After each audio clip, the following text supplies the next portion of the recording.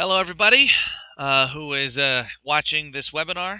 My name is Sam. I'm sitting here with my colleague and managing director, Darren. He'll be here to help me answer questions if I need any assistance. And thank you for coming into this webinar. This is going to be a general webinar. We're going to cover basic information of how to use the site. And most of what I plan on doing is opening the floor up to you guys for questions. Sure everyone can see my screen, and my mouse is right here. There should be a yellow halo over it on your side. We're just going to go through very quickly and cover everything. At the right side of your screen, you'll see an instant chat box. I have a message in it. I'll put in another message right now, just to show you I'm here. And if you have any questions, type it into that chat box, and after I'm done with my instruction, I'll pull them up on my side, and we'll answer everything that we can. So, all right, let's get started. So this is the homepage of Squarous.com. The fact that you've signed up for this webinar tells me that you're already familiar with our site.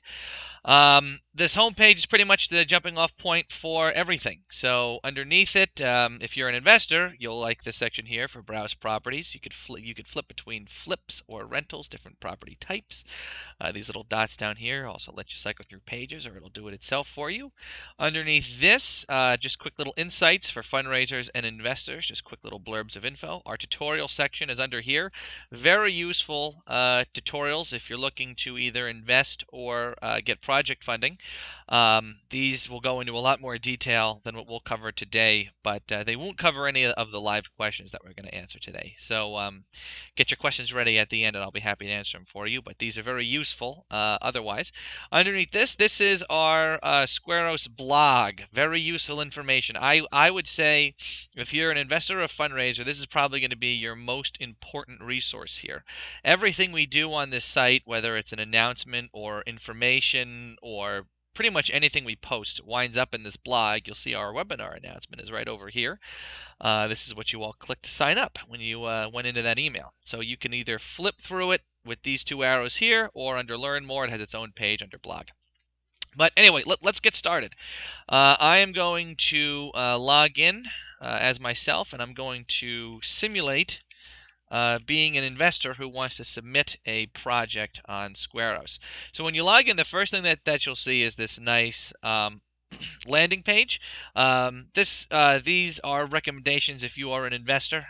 It tries to watch your habits, and it'll either recommend you new properties or properties that it'll think better fit your type of investing.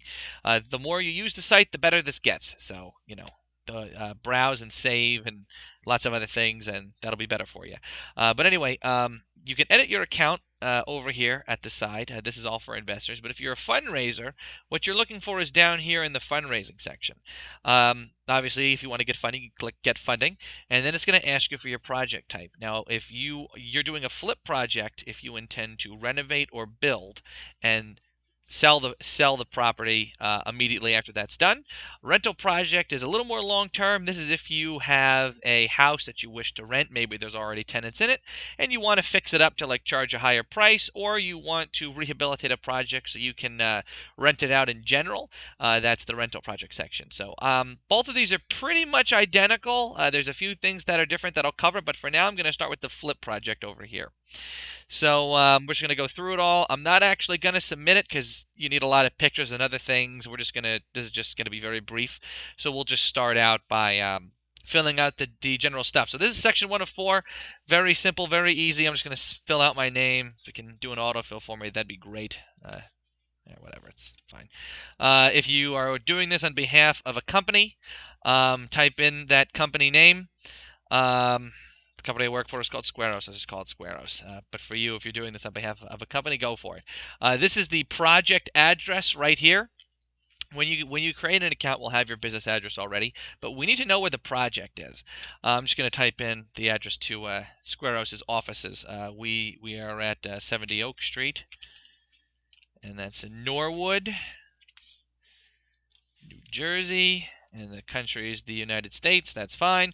Now this part here, this is kind of important. It says to describe your project fully. fill this out as much as you can. Talk about your goals, what the property needs. Talk about if you want to build extra for it. Maybe it needs landscaping work, or maybe it needs a finished basement, or you want to put in a finished basement. Type this in. The more detail, the better. Investors love detail, and the more you fill this out, it'll be to your betterment. So I'm just going to write something basic, just because this is a description. So I'll say. I am going to flip a house and sell it after. Obviously, make yours longer, but this is just an example. So let's go to the next page. Oh, nope, we can't do that. Do you know why? Because we need to fill out other sections here. So there are required sections on every single page. This is critical information that we absolutely must get from you. Otherwise, we can't list your project on our site. So things like the total square footage of your house, the lot size, the floors, the bedrooms, the bathrooms, basic information like that we absolutely need. And investors absolutely need to make a good decision on the house. So I'm just going to type in anything. Let's say the total square footage is a very average 2,600 square feet. Let's say it's on a lot that's 4,000 square feet. Let's say it's 2 floors, 4 bedrooms, 2 bathrooms. If you want to put a decimal on it, go for it. If you got a half bath or a powder room, that's fine too. I'll just say 2. And then when you're done, then you can click next. Now this is the funding information page. This covers any equity questions and how much funding you need from us, and if you're getting any money from anywhere else. Let's just go section by section. So this first question here is, do you own the property? Self-explanatory. I'm going to say for this that yes, I do. My total purchasing cost, let's say I bought the property I'm renovating for $100,000. That would mean that I have $100,000 of equity in the property. If you have more or less equity based on if you've done anything to the house, put that in here. Very important this. If you have equity in the property, that's fantastic. That definitely decreases the risk that your project carries significantly, and investors love properties with less risk. So this next section here is how much funding do you need from Squarous? This is how much funding you need from us. Very important section. Let's say I want to redo some of the bedrooms, some of the bathrooms, so I can, flip the house for a little extra money. Let's say I need $40,000 to do this. How long is it going to take you? That's your project duration. Let's say I get it done in about 12 months is my renovation time. Now, offered interest rate, this is how much you want to offer people who invest in your project. So generally, I would say anywhere between 5 and 8% is fine. Obviously, don't make your offered interest rate too crazy. Otherwise, your project's going to look like a scam. And if you're offering a super high one, it probably is. But anywhere between 5 and 8 is fine. I'm just going to say 7.5, very average and on par with real estate. Now down here is other funding sources. This is useful for, let's say, your total funding goal is $40,000. But your budget, which we'll cover on the next page, actually calls for $80,000 worth of renovations. Where does that extra money come from? You know where it comes from, but we don't, and we need to know that so our investors can know that, and they know that they're getting into it with other partners, with other costs, and this covers that. So we have all the funding sources here: hard money lending, bank lending, partnership, self-funding, or other. Let's just say. Actually, let's say that I don't have any. This is very self-explanatory. If you have hard money, just write that amount in, the interest rate you're paying them, your loan type, and the term in months, how long is the life of the loan. Very simple stuff. So we'll go to the next page. This is the budget breakdown. This is going to be the same for either rentals or flips. This is very important because it breaks down the entire budget of your project. It's very helpful if investors know what exactly you want to spend your money on. And filling this in with the numbers where appropriate is very good to giving them that info. So let's say maybe I'll knock down a wall or two, $4,000. Let's say I got to put up some structural and framing stuff, $8,000. Let's say some flooring's got to get done. Let's say that's going to cost me $5,000 because I want to put down fancy wood floors. Electrical, I don't know. Let's say it needs $8,000 worth of electrical work. Now, as I type this in, you'll see at the bottom, grand total. This page is very advanced and it automatically calculates a lot of things for you. Grand total being one of them is how much you're going to spend on your project. So let's keep going. So we said that we wanted $40,000. So windows. Let's say we're going to do, I don't know, $5,000 worth of windows. You see it went up now to 30 grand. Let's say appliances. We need new kitchen appliances because they're all, white, outdated garbage, and we want stainless steel. total. So now we're up to $40,000. So if you were building a new property from scratch, this is what this section's for here. Say yes, and just type in the fees where you're going to be spending money on it. So new construction costs if you're hiring an architect, an engineer, any legal fees to subdivide a lot or a property. That's for that too. Where this is a house that already exists. So property taxes per month. Let's I don't know. Let's put in maybe it's $1,000 per month. Now I don't know if you saw that. My grand total just jumped up by $1,200. Let's do that. So now $1,000 a month. So now let's say $12,000. It just jumped up by. Why did it do that? That's because on the previous page we said that the project duration was 12 months. It auto calculates for you because if you're doing your project for 12 months, then you're going to be responsible for the taxes on that entire term. So that gets multiplied by this here, and then it factors it into the grand total costs here. And the same goes for property insurance and utilities. Let's say my property insurance is, I don't know, $100 a month. Utilities, maybe I'm spending $300 a month. Now my grand total is a little higher. And that's fine. So now down here underneath it, we have projected sale price, realtor commission, and the estimated return before taxes and other things. So this is how much profit basically that the project is going to make, and that is calculated by these two things here. So let's say that after all my renovations, I'll be able to sell this property for $300,000. Now the EBITDA is positive, but the realtor's got to make some money. They usually charge anywhere between 3 and 6%, let's say 6, and that adjusted this number too. So now with that's all done, we can go to the next page here. And this is the final information. Upload any pictures you have. You could do 6 of them. Upload a deed if you have it. Definitely upload it if you have it. Unless you don't own the property, then this won't be here. But the more pictures, the better. Upload as many as you can, up to 6. Keep them under 2 megabytes in size. Otherwise, the system won't take them. The 2 megabytes is our size limit. And then here are the agreements. You agree to the following: terms of service, fee structure, and then manage the project until completion. The terms of service you can find down here, and the fee structure you can find over here. We'll get to that more in a second.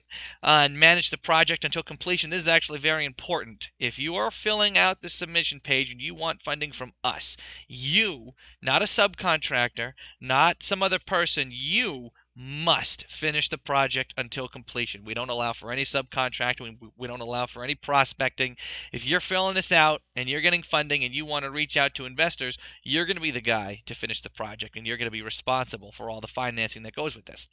So anyway, once that's done, hit submit, or if you need to go back and save some things, you hit save for later, and then it'll get submitted to us, and we'll review it in 1 to 3 business days is about our standard, and then we'll get back to you. If there's something wrong with your project, we'll email you, and you can email us back and forth to make these changes manually. So that's pretty much it for the flip properties. Let me just get back into the My Account landing page, and we can go to show you what it looks like for rentals. We'll just be really quick about this. I'm just going to fill in super basic information just to get us onto that other page. You'll see that this rental page looks very similar to the other pages for the flip properties. I'm just going to put in super basic numbers. So everything here is the same except for the budget page. This is the main difference between the flip properties and rental properties on our site. So will you be doing any any renovations? That's all the stuff from the previous page that we just saw. And also new construction is right here. The main difference is underneath all of that, this is all pertaining to rental stuff. So what's your maintenance cost per month? What's the vacancy rate per month expressed as a percentage? Do you pay for any property management per month? Do you have an HOA? Do you have a mortgage, utilities? And this is pretty much the standard from the other page. Down here, the gross income per month and the gross expenses per month goes into net income. This is auto-calculated for you. And this will tell investors how much they stand to make per month, per share, if they choose to invest in your project. All right, so now we're back on the My Account landing page. And if you want to, let me log into a different account so I can show you this. So if you completed a submission page and you saved it as a draft, you can edit that draft from the My Account landing page. So this is another account that we have that we post projects to. And if you submitted a project that you want to edit as a draft to go back in later and fix things, under fundraising, under get funding, there's a button that's called submission history. If you click it, you can it's the same prompt for flip or for rentals. Let's click rentals. And it'll basically look like this. So these are two properties that this company has uploaded to us. It's actually one of our sister companies, so that's how I'm able to show you this. And it'll basically look like this. So this will be all the properties that you submit. It'll be in a list that draws downward. So this is the date that you submitted it. Obviously, this is the address. This is the city. This is the state. And you have two buttons here: Edit Project or Cancel Project. If you edit the project, if you click it, it'll take you right back to the submission page where you just were, and everything that you filled out will automatically be refilled for you, and you could edit things and resubmit the project to us. However, this will mean that you will have to it'll have to be reapproved. So if we automatically approve your project and then you make some changes to it, we'll have to take it down and reapprove it again. But if you have to make changes, that's totally fine. We have a mechanism for that. And let me just go back real quick to talk about this other button, cancel project. So what if this is the flip properties for the same company. So let's say that you entered a project that you want to cancel. There's a cancel button right here.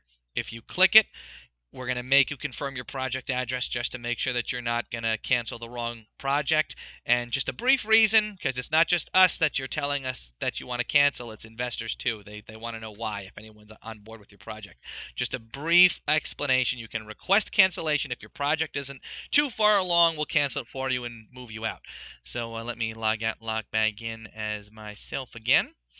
And that's pretty much it for the fundraiser side of things. I'm just going to briefly show you some investor tools, and then we'll open up for questioning.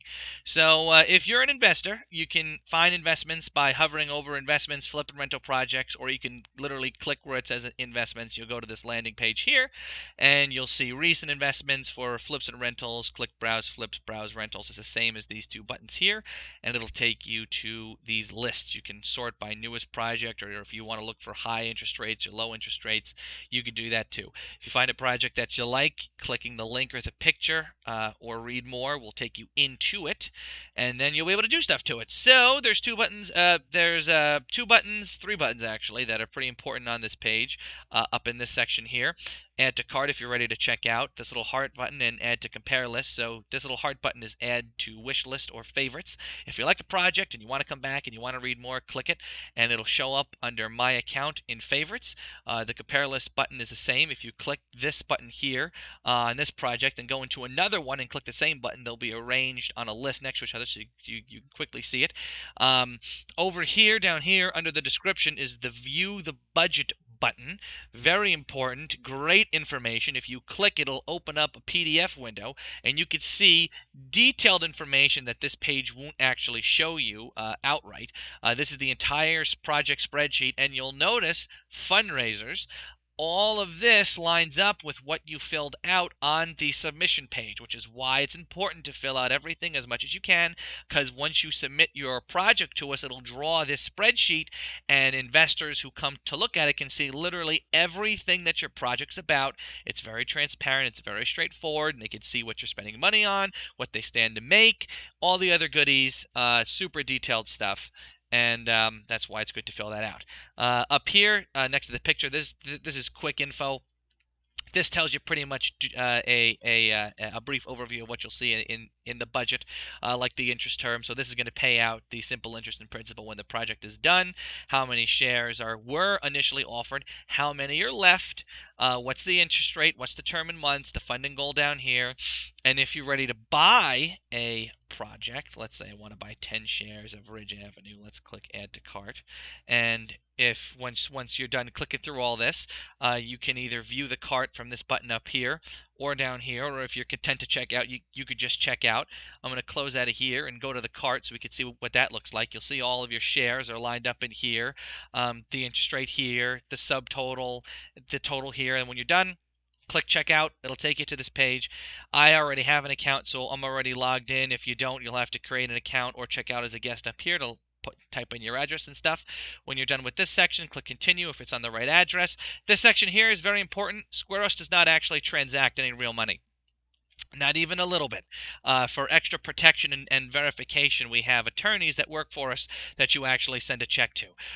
You'll get an email immediately after checkout that shows you where to mail your check to, who to mail it to. If you already know who you're going to go to and you have your check in the mail, you can add a tracking number here for us to see. If not, just skip it. This is optional. But we don't actually take your money here. You mail it to an attorney. They'll put it into an escrow account for the project, and they'll release the funds once the project is fully funded to the fundraiser to get the project going. Anyway, once you see this section here, click continue. And this is just one last final thing. Are you ready to go? Are you sure that you want to do this? And if you are, click confirm, and it'll say your order has been processed. So now an email is going to come to my email, which I'm obviously going to ignore and cancel this order because this is just a demonstration. And it'll tell me where to mail the check to. Mail the check out as soon as possible. If we don't hear from you in like a week or two, we'll cancel your order for you. Just ship it out as soon as possible. And that's pretty much it. You can look at all of your orders here on the My Account page in your order history, so you can keep track of what you invested in. This is what we just added now. If you want to see that full sheet again, the full invoice, click it. It'll take you back to here, and you'll be able to look at all of your previous purchases. And that is pretty much it. Now, I'm sure you guys have been typing in questions. We've been recording them. Let me just connect here to my chat account, and we will get the ball rolling on this, on answering your questions. Okay, here we go. All right, let's get one up. Cue the first question. Oh, here we go. We have a question. All right. What variables are considered when forecasting the expected return of a project? Well, that's a very handsome question. Thank you for answering it. Well, there's a lot of variables that you, as an investor, will have to consider when forecasting the expected return of the project. So things that the fundraiser will put in to answer this question will be, let's say, you'll see on this map here, there's a lot of different value forecasts for properties. Yep. So we'll look at previous sales of an area. We'll look at how much work is going to go into the property, how much equity is going to be added into the property, home sales from that area that sort of match those lines, and we'll also look at the interest rate and the term. Those also forecast how much you're going to make. The interest rate will tell you exactly in a percentage amount how much you'll make per your share. But for the actual property itself, we'll look at surrounding home sales, history of the house itself, and a few other factors to determine how much it'll sell for after it's completed. I hope that answers your question. We're going to queue up the second one here. All right, we have another question. Will you be able to tell if a project is inside of an area that is underneath a bubble? What benchmarks are used to determine this? All right, so by bubble, I'm assuming you meaning housing bubble that might pop and crash the real estate economy in that area. So that would be, we would look at the same thing, sales histories, home values. If an area is experiencing a huge spike in home values, for no real discernible reason, that would indicate a bubble. We would look at that too. Hang on, just take a drink of my water. Sorry, guys. We would look at that too. There's also there's a lot of real estate forecasting services that we also check to make sure that a property is in an area that's not in a housing bubble. If one looks that way, or if a fundraiser looks like he's a prospector and not, like a serious fundraiser, then obviously they won't be approved. But you're totally safe on that. And yep, this is my colleague. He's talking. You just speak freely if you want to add one. Okay, I just want to add one. So, what's wrong with the bubble? So, it's a flip. So you want to have a forecast that the price is going up. Well, it depends of how long does that house gonna get sold. That's also very important questions. So we want to very experienced fundraiser or projector that does the project, knows how knows well the market, and they can say, okay, my investment will go with the investors, and that's a kind of like a vote of confidence.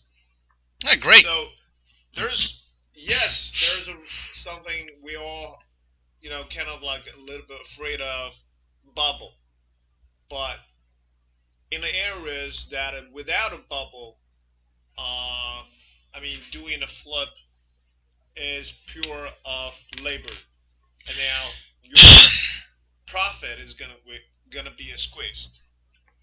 All right, great. Hopefully that answers your question. I pulled up another one now. We have a new one. What are the best ways to mitigate risk on your platform? And is there a way to indicate risk? So that's a two-parter. I'll start with the first one. I think the best way to mitigate your risk on this platform is to diversify. So if you've noticed, we sell shares of real estate projects. So let's say you have $50,000 to spend.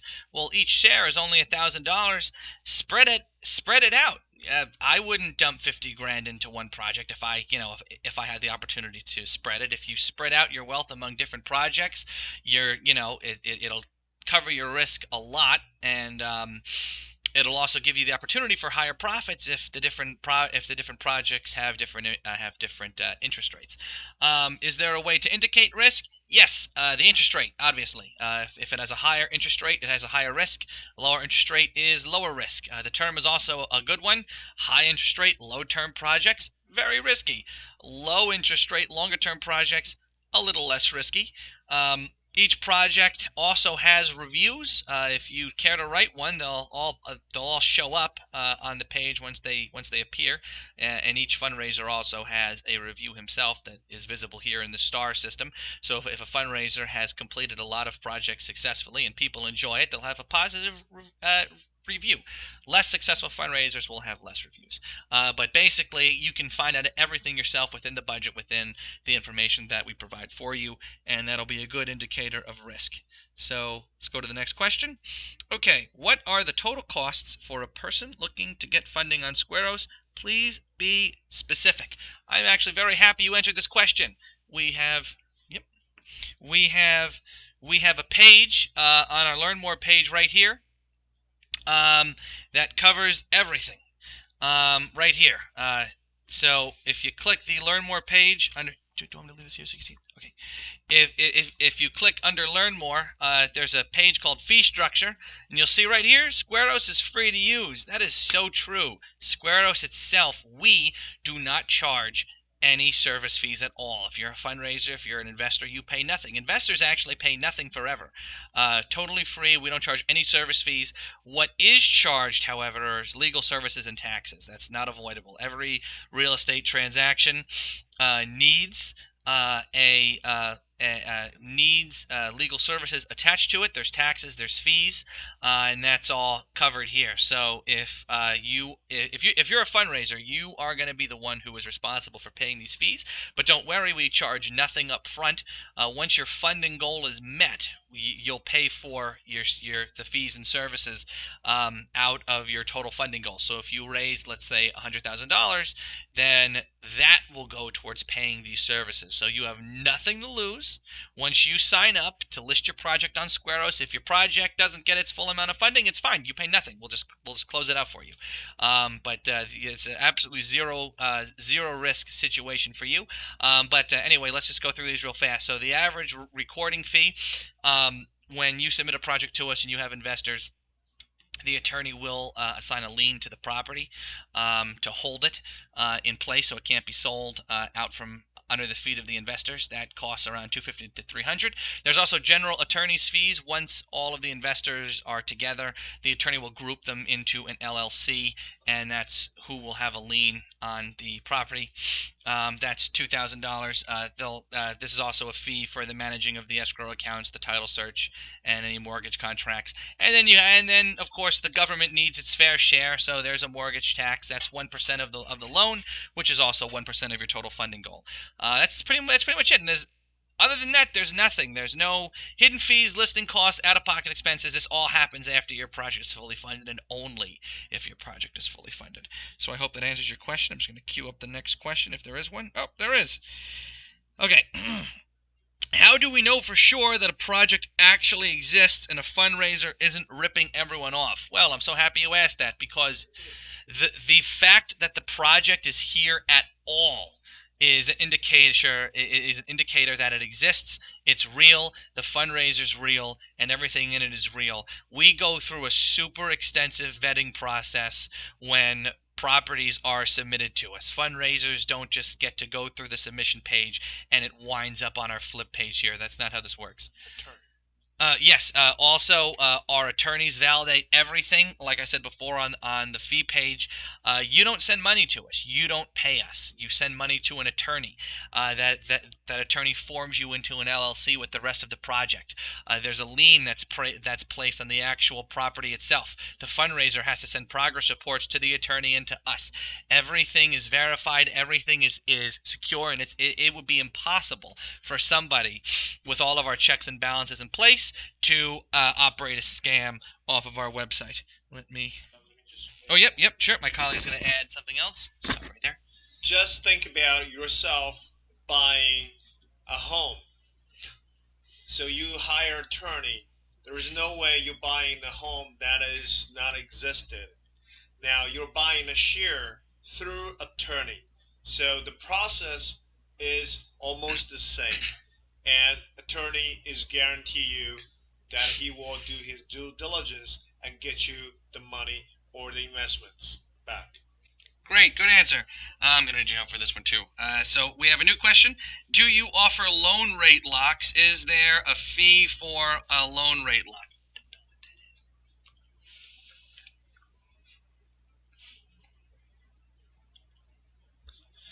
Well, basically, this is locked. I mean, this is actually locked. Oh, yep. Okay, cool. So, yes, and everything is already locked by default. Oh, I'm assuming, if I'm reading your question properly, I guess you're wondering if the interest rates can change. We don't. Yeah. Yeah. We don't. Is there a fee for?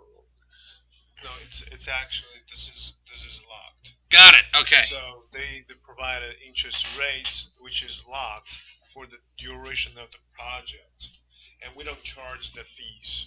Got it. All right, cool. So I'm not sure if we answered his question, but I think we did.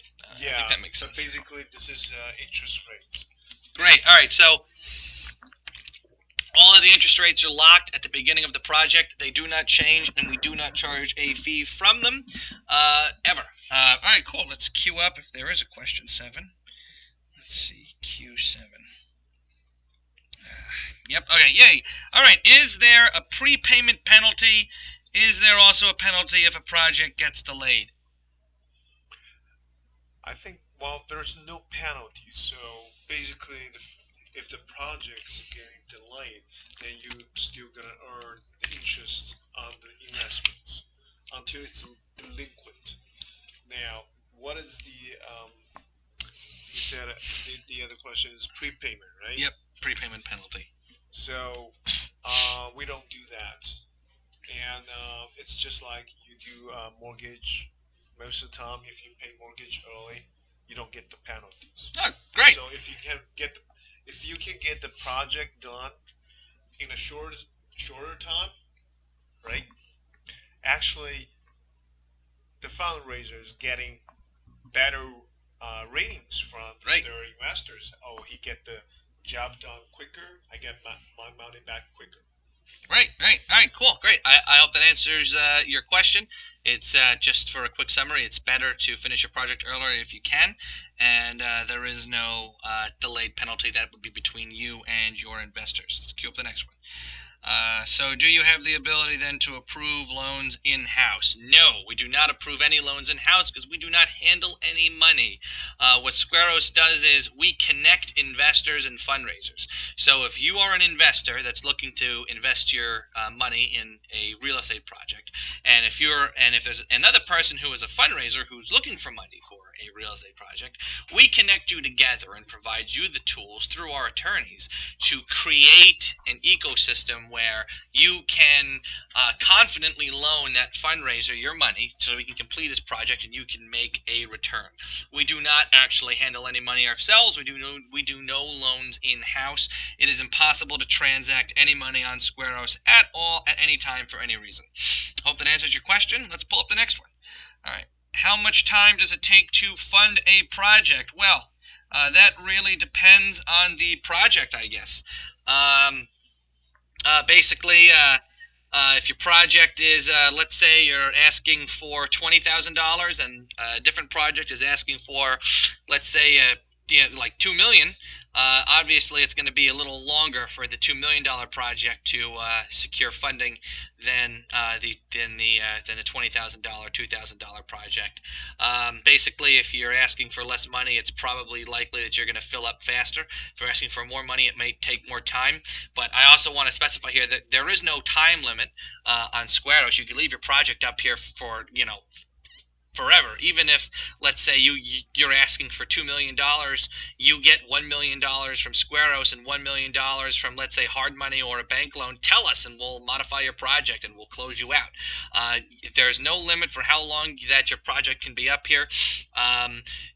Because there's no risk to you at all, and as long as you're still willing to keep it up here, we will keep promoting it to our investors for however long it is up here. Okay, let's pull up the next question.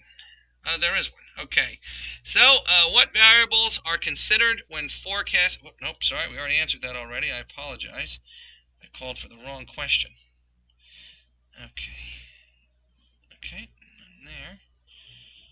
Pardon me. Oh, here we go. All right, we're on the next question now. Okay.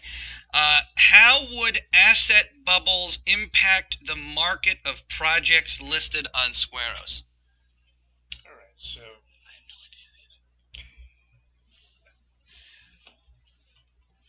All right, so my colleague's yeah. going to answer that. So this is a second question about asset bubble. First, we have to say, is there a bubble? Is there a prime subprime lending already happened? Is there um, recession imminent? So those are the big questions that we have to answer ourselves and see if real estate investment is a good investment for us at this moment. And personally, well, that's only personally. I think those questions can be answered fairly quick, um, and easy. There is almost none of subprime lending. Uh, we even have a sense that nowadays is even harder to get loans from the bank. So, um, and also the inventory is pretty low. We can check up the data from government that tells us that new housing, even second-hand housing, uh, is very low in its inventory. So all those data, all those information tells us that, well, even the biggest thing is the employment. Unemployment rates is historically low. So I guess the bubble is very, very limited to some areas, but overall, we don't experience this bubble at all. Now, that's basically my own experiences. I would like to hear about comments and also suggestions, from all the participants. Yeah, great. Yep, and we do have that comment section in this chat box here. And if you do want to send us any comments or suggestions, we have our contact us page right down here. Very easy form to fill out, and we will happily read. And if there's any other interesting questions or experiences, we'll publish them in our blog in the next couple of days. So definitely take that suggestion up. Now let's pull up the next question there. Okay, how does Squaros predict the cyclical nature of the real estate economy? And is that factored into approval decisions for a project? Oh, you guys are not holding back with your questions. Okay. You try a little bit. Okay, all right. Okay, so the real estate is cyclical. That is very true. It goes up and down. I guess a lot of that will come from the fundraiser and the forecasts that they provide with their project. So, pretty much, if a fundraiser wants to start a project in a market that's going up, uh, we'll check those forecasts to make sure that that project is indeed going to increase in value as the fundraiser expects that it will. If you look on the view the budget section down here on the EBITDA, this is just a measure of how much the property is going to make in profit after it's all done and finished. Um, this is pretty much set for the entire project. For example, a fundraiser wouldn't start a project that he knew at the end of the day that he would lose money on, and we wouldn't allow a fundraiser to list a project on this site if at the end of the day, when it's done, we knew that the fundraiser and the investors would be losing money on it. If an area looks like it's in a housing bubble, if an area looks like that the values are about to drop and these numbers don't line up with that, we'll obviously make some modifications with the fundraiser to correct these numbers if possible, or if not, then maybe the project wasn't meant to be. And this is also, goes by us verifying everything and making sure that everything lines up good and is safe. I just want to Yeah. add at one point. Yes, housing is investments, but at the same time, housing is a necessity. So it means people need housing for rental, for raise a family. So there would be always a need for newer housing, better housing. So if we see this fundraiser is speculating the market, and we generally don't like that. But if we see that the fundraiser is merely provide a services to the market, then this is going to be a good investment. And doesn't matter where you at as at the cycle of the housing. It always going to be people need housing. And it doesn't matter if it's in the late stage. It doesn't matter if it's in the early stage. It doesn't matter if it's in the middle of the stage. People always need housing. That's our kind of like glue of engagement. Right. Yep. That makes sense. If I could build on that a little more myself, you know, real estate. Even if you look at the ups and downs, and especially the crisis in 2008, the real estate market has recovered, and it's gone up past that. Um, the real estate market always trends upwards over time because, like my colleague said, the population always increases. Like 10 years ago, there were 6 billion people on this planet. Now there's 7. All those people need housing. Or if you look at this country or this area, the population of the New York, New Jersey, New England area, I'm sure your area too, wherever you might be from, has probably increased significantly over the past decade. Like my colleague said, all those people need housing. As more people exist, land and resources become more valuable, which is why real estate is such a fantastic investment that will always go up as time goes on. So I hope that answers your question. Let's pull up the next one here. And there is one. How is equity recovered from a project that fails that had to be purchased first with money from investors? Okay, so if I'm understanding your question correctly, you're asking if a project is not owned by its investor, you give him money, he purchases it, then the project fails. How is equity recovered? Well, real estate is why it's such a fantastic investment. Is there's always equity in it. It's always a tangible asset that will always exist at the end of the day. So how Squarous works is once a project is started, the attorney will put a lien on that property. And if the project fails, the attorney will then foreclose on that property. The seller will be unable to liquidate it because of that lien. And then any equity left in the project will then be sold and divided among the investors. So let's say a fundraiser fundraiser buys a property for $100,000 and then it doesn't work out and it fails. Well, that property still exists. That property is still worth $100,000. We'll sell it and we'll try and refund you as much of that money as you want. Or if you and the other investors want to hold that property until it increases in value in the future, if you want to hold that lot, that's fine too. So there's always equity in properties. That's why real estate is so fantastic. There's always money there. And generally, just to touch base again, if a project fails, because we have a lien on it, the attorney will then foreclose and then divide up those assets among investors. And we also encourage everyone to invest in properties that has more of the owner equities that this Yes. fundraiser has. Yes, absolutely. And let me show you an example of a property right now that has equity in it. This is actually good. This is actually a good example. So let's look at 20 Maple Street. This 20 Maple Street is a fantastic property. It has a high interest rate. The shares, 50 of them, $1,000 per share. They're only looking for $50,000 total. And anyway, if you look here in the View the Budget section, it's in section 2.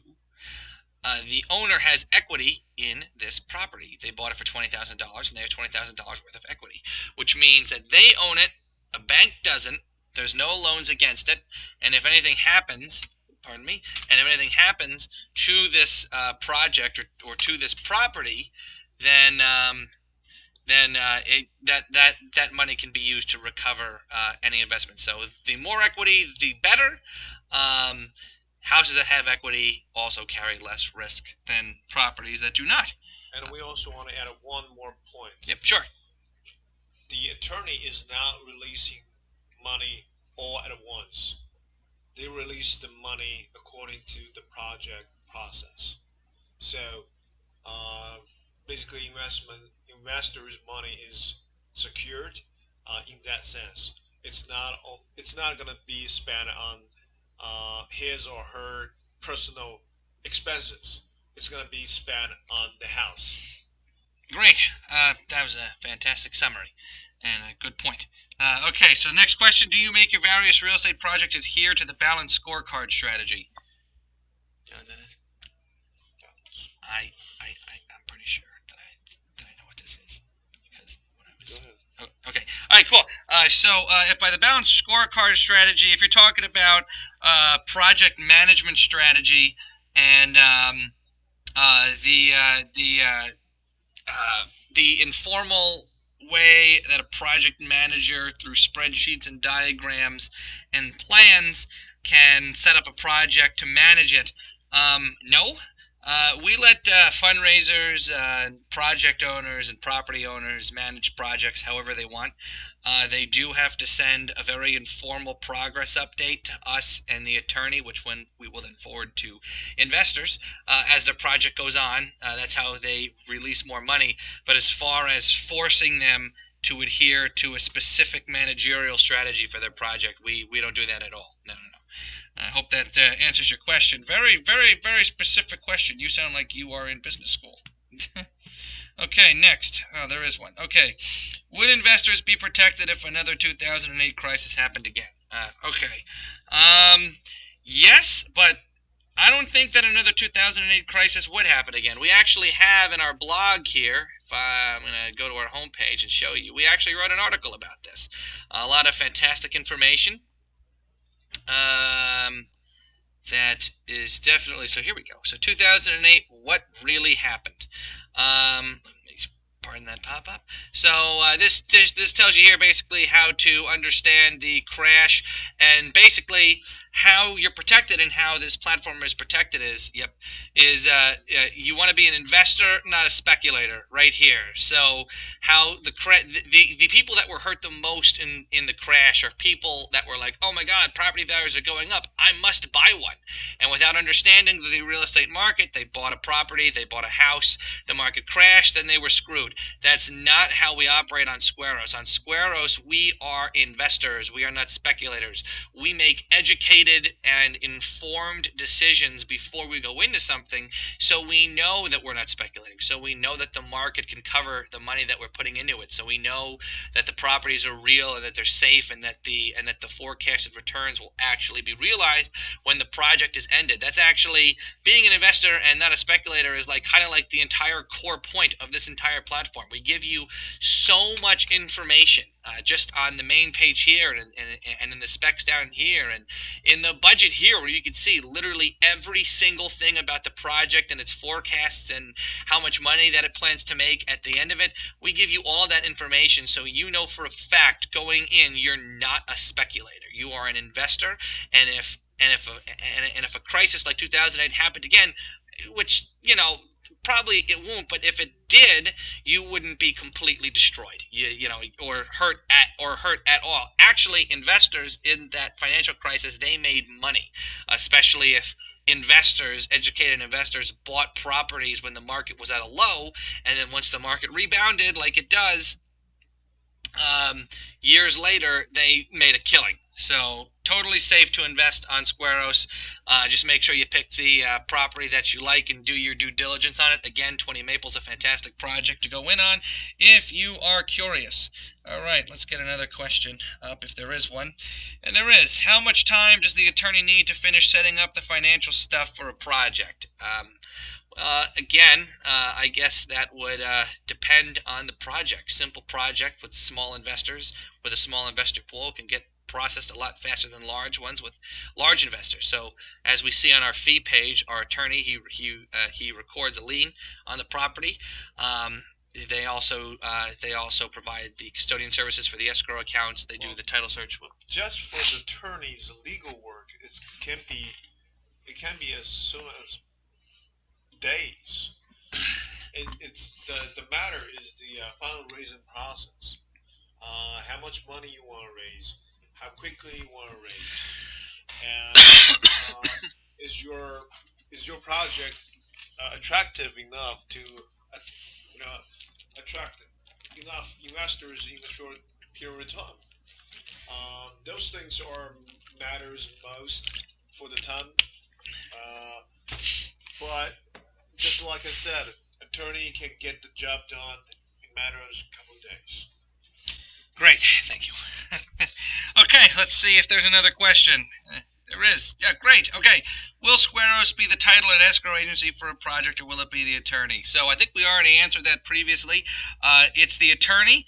Squaros does not provide any escrow for a project. We don't hold titles. We don't take money. We don't do anything. We connect interested parties together and give them the tools they need to come to an agreement to support funding and investing on a property. We don't hold anything. So next question. There is one. Okay. Do you check to make sure projects aren't located in things like a flood zone or other hazardous area? We don't. No. Well, we just be plain honest. We don't. So if the fundraiser is that bad, choosing a project, he should not be existing. Yeah, right. That was a good answer. Yeah, it's up to the fundraisers to make sure that they're not building projects in areas where their work can get destroyed. Yeah. Right. Right. All right. There is another question. Do projects need to purchase insurance before they can get approved on Squaros, specifically home, flood, or commercial insurance? So basically, investor funded the project. The attorney released the fund. While they released the fund, we actually require the fundraiser to purchase insurances, and that is part of the budget.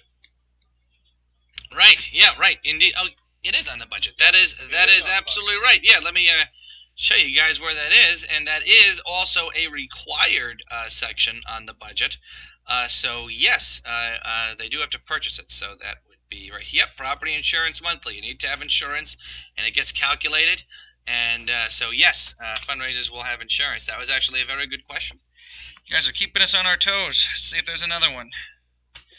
Yes, there is. Can a project make changes if it does not get approved for listing on Squaros? What are your main approval criteria? So, yes, if you submit a project to us and something's wrong with it and it doesn't get approved, you absolutely can make changes to it. That'll work with, you wouldn't use the submission pages. It would work in an email conversation back and forth. So, once you submit the project to us, during that approval process, like if numbers don't make any sense or if there's like a mistake or maybe you forgot something like a picture, or maybe we need the deed from you because you said that you own the property. We'll shoot you an email. Hey, it's Sam or Darren or Charlene from Squarous.com. I was reviewing your project. I found some issues with it. Can you please provide us this and this and this and this and this? Once you give those things to us, we'll continue to review your project and we will approve it.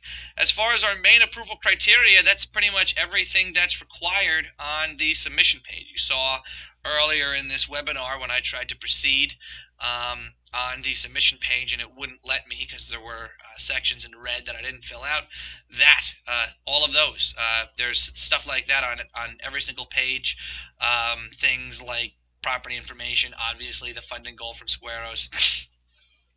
Important bits from the budget, at least one photo. Like I said before, you can give us 6, but we really need one for obvious reasons. It's most of the top of the page and nearly all of the investment listing pages, and the thumbnail is used for clicks and everything else. So we need at least one picture from you. That's super required, and you got to check all those check boxes. But as far as our main approval criteria, you won't be able to submit a project to us unless you meet it. So just fill out everything as much as you can, and it won't be an issue. All right, let's see if there's another question. I think he also mentioned about. Yep. He also asked about what the criteria is rather than the techniques. Oh, I think what our criteria is about a project is that project does make sense, does make money. that's a very good answer. Right, right. Yep. Indeed. All right. Is there another question? No. All right, cool. We've come to the end of our questions here. That's all right. Cool. Let me just check to make sure there aren't any other ones. If you have any other questions, now is your time to enter them now. Give you another 2 minutes, and then we'll wrap this up. I think this was a very good webinar. You guys asked a lot of really good questions that kept us on our toes. This is by far the most amount of questions that I've ever certainly been asked in a webinar ever. So all right, great. Let's just see. Any other ones? Nope. End of questions. All right. Cool. Great. All right. So I'm gonna wrap things up here. If you're not already subscribed to our email lists, if you don't already have an account, we definitely make those things.